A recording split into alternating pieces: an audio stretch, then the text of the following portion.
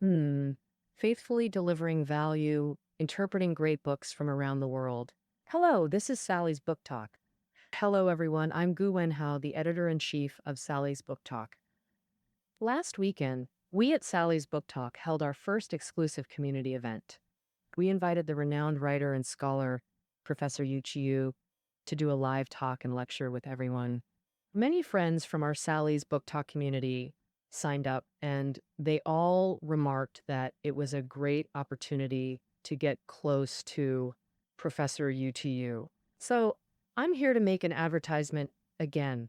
We've established an exclusive community for Sally's Book Talk.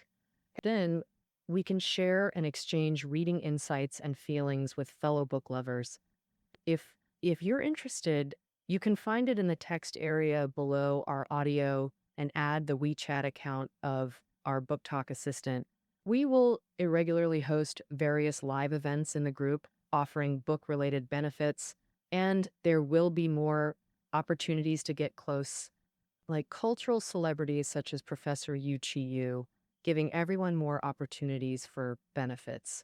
Recently, a Japanese drama called Paper's New Life became popular. It just aired, and we saw its Daobon rating soar to 9.3 points. Out of curiosity, I also watched this drama. After seeing the first few episodes, I realized that the reason it became popular is because the protagonist is actually one of millions of ordinary people.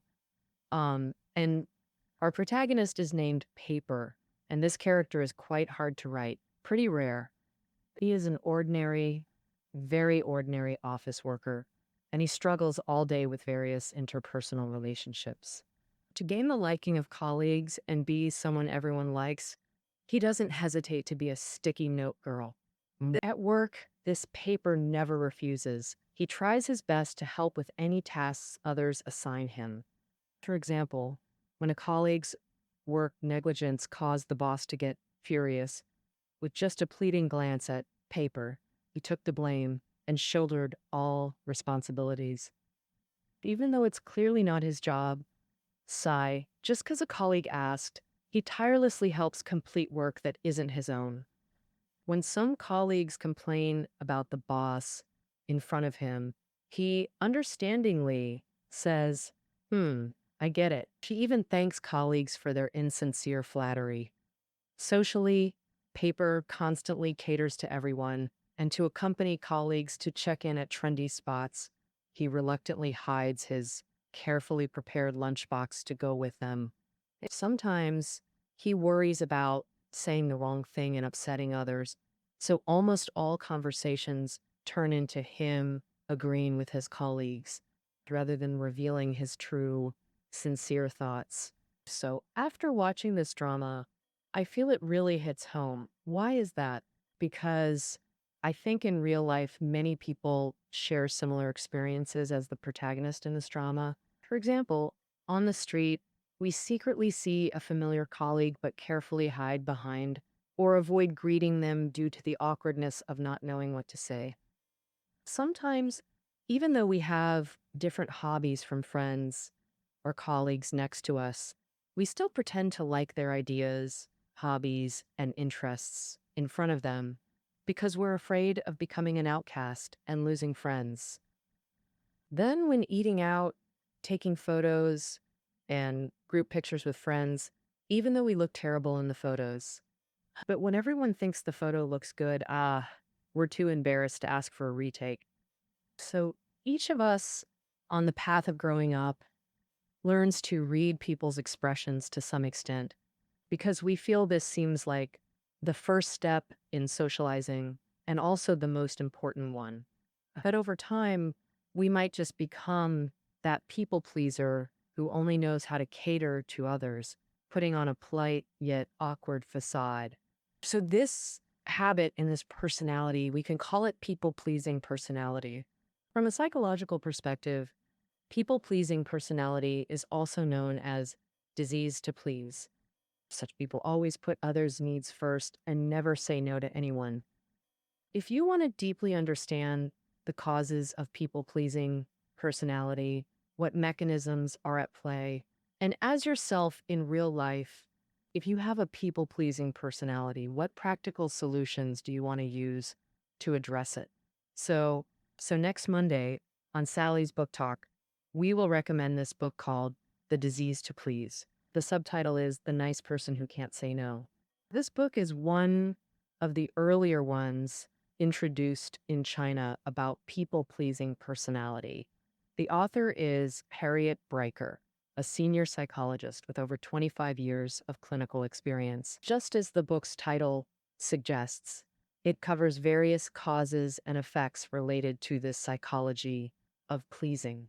It systematically explains the causes behind the psychology of people pleasing, what manifestations it has in real life, and the various impacts it may bring to our lives and work. To break free from this psychological misconception, our author introduces a 21-day action plan to cure the disease to please, helping you completely shed the unnecessary nice person image. So, I believe many listeners, if you also have this condition, after reading this book, you'll make positive changes. In today's society, not only do adults face high pressure, but frankly, our children aren't under small pressure either. Many children, since starting school, live packed schedules, attending classes during the day and going to various tutoring sessions evenings or weekends. Even young children often stay up late due to excessive homework. However, as we all know, a hectic pace isn't actually beneficial for learning efficiency. Ensuring sufficient sleep often affects their physical and mental health. So, how can we help children manage their time and improve their learning efficiency? This is actually a crucial issue for parents. On Tuesday, we'll recommend Children's Time Management Training Manual, published by Tsinghua University Press, co-authored by Zhang Xijia, Long Hong, Li Fei, and another. Based on children's development characteristics and learning tasks at each stage, this book shows adaptable time management methods, organizing habit formation into a 30-day training camp. So, parents noticing time management issues in their children can follow the book's methods, spending 10 to 30 minutes daily, communicating, persisting 30 days together to complete the training plan. Through parents and children's joint efforts, we can better achieve efficient learning and family harmony. On Wednesday, we'll feature a literary work, Red Cavalry, the masterpiece by famous Soviet short story writer Isaac Babel. It was with this book that Babel established his literary status as a master of short fiction. The creative material for this book actually comes from Babel, who was only 26 years old at the time, serving as a war correspondent. In 1920, he wrote war diaries while following the 1st Cavalry Army of the Soviet Red Army, led by Budyonny, during their offensive against Poland. This was the largest cavalry battle in European history, and possibly in human history. The brutal war lasted 3 months, and Babel recorded everything he witnessed in his war diaries. The entire book consists of only 36 pieces, averaging about 3,000 words each, so it's a concise and powerful work. Yet, through extremely condensed and vivid language, it deeply focuses on individual moments before and after the war, as well as human aspects both on and off the battlefield. So some critics say that what many people need a whole book to express, Babel accomplishes in just a few pages. Other writers might need to create dozens of characters to depict a panoramic view of an era. But Babel uses just 2 or 3 characters and brief descriptions to capture the essence of an era. So, if you want to know the specific story of Babel's Red Cavalry novel and where its deeply moving aspects lie, then next Wednesday we will bring you this novel. After hearing about the brutality of land warfare, on Thursday we'll tell you about a military classic on aerial warfare theory. The author is Giulio Duet, an Italian Army Major General and pioneer of the modern concept of air supremacy, who wrote a book called The Command of the Air. In 1909, when Duhay was only 20 years old, With no war experience to back it up, he had already keenly perceived that the advent of aircraft would bring a fundamental revolution to military construction. So in 1921, he wrote The Command of the Air. This book proposed a series of theories on Air Force construction and aerial warfare, emphasizing air supremacy. For the crucial strategic position of an army and a nation, that is, Douhet's doctrine of air power victory, which was later accepted by many countries during the two world wars, he had a significant influence on the development of air forces in various countries, especially on bomber development.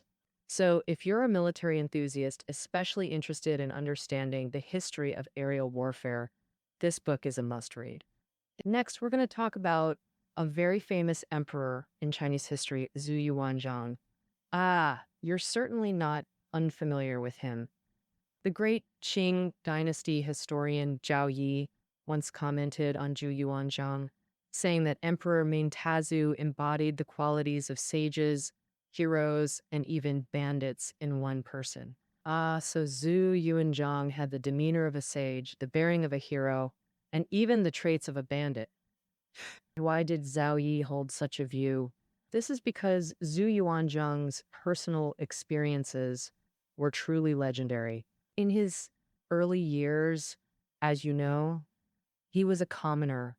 Later, he became a wandering monk, then the leader of the Red Turban Army, and in the chaotic late Yuan period, he rose against the odds to become king.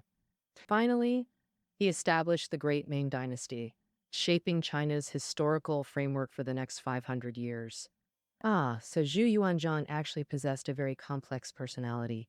So next Friday, we'll recommend the biography of Zhu Yuanzhang, written by the famous Ming historian Wu Han. This is also a very renowned historical biography about this emperor. I believe many history enthusiasts, especially those interested in Ming Dynasty history, will gain much from this book. Most people's impressions of dinosaurs likely come from a famous movie called Jurassic Park. In fact, as you know, dinosaurs went extinct about 65 million years ago. While human emergence is only a few million years old, humans and dinosaurs actually didn't coexist in the same era. So, how did humans come to know about dinosaurs? Actually, all our current imaginings of dinosaurs are based on fossil discoveries. Scientists study prehistoric remains like dinosaur fossils using various archaeological methods, striving to recreate dinosaurs' true appearance and living scenes from that era. So, this Saturday, we'll recommend the director of the University of Cambridge's Sedgwick Museum of Earth Sciences, the renowned scholar of vertebrate paleontology, David Norman, and his book, Discovering Dinosaurs. Based on worldwide discoveries in dinosaur archaeology over nearly 2 centuries, he introduces the latest advances in dinosaur research and offers fascinating, detailed speculations about prehistoric dinosaur life, reconstructing the past and present of Earth's prehistoric rulers. All right, that's about it for next week's book previews. So, what are some books you particularly love and want us to cover? You're also welcome to share in the comments section below. Who knows? Maybe next time our editor's pick will be the book you recommended. Similarly, I'll make an ad again. We hope book lovers can join our exclusive Sally's Book Talk community. You can find the assistant's WeChat ID in the text area below our audio to add her. Thank you all